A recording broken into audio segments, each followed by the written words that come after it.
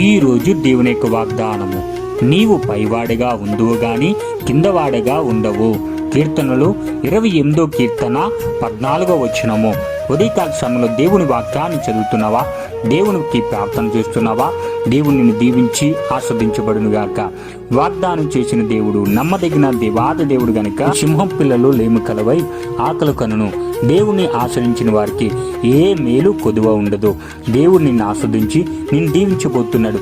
ఎక్కడ నువ్వు తునీకరించబడుతున్నావో, ఆమాను కలిగి ఉంటున్నావా, కుంగిపోతున్నావా, కన్నీరుతో ఈ మాటలు వింటున్నావా, ఆర్థిక సమస్యలో ఉండి ఈ మాటలు వింటున్నావా, ఉద్యోగం లేక ఈ మాటలు వింటున్నావా, నీ పిల్లల వివాహం పట్ల నువ్వు చింతిస్తున్నావు, భారం కలిగి ఉంటున్నావు, అనారోగ్యం బట్టి నువ్వు బాధపడుతున్నావా, చింతిస్తున్నావా? ఇదిగో నూతనమైన సంవత్సరంలో నీకు కీడు మేలుకరంగా జరగబోతుంది. ఈ సంవత్సరము నూరంతల పంట కొయ్యబోతున్నావు. నువ్వు అవమానం కలిగి ఉంటున్నావా, కుంగిపోతున్న వారిని దేవుడు లేవనెత్తబోతున్నాడు. ఏ పరిస్థితుల్లో ఈ మాటలు వింటున్నావో గుండి చెదిన వారిని దేవుడు బాగు చేస్తున్నాడు. నువ్వు అనారోగ్యంలో ఉంటున్నావా? యేసు నామములో విడుదల కలుగును గాక. ఆర్థిక సమస్యలో ఉంటున్నావా? దేవుడు నీ ఆర్థిక సమస్యలు యేసు నామములో తొలగిపోవును గాక. శాతబడి శక్తులు విడుదల కలుగును గాక.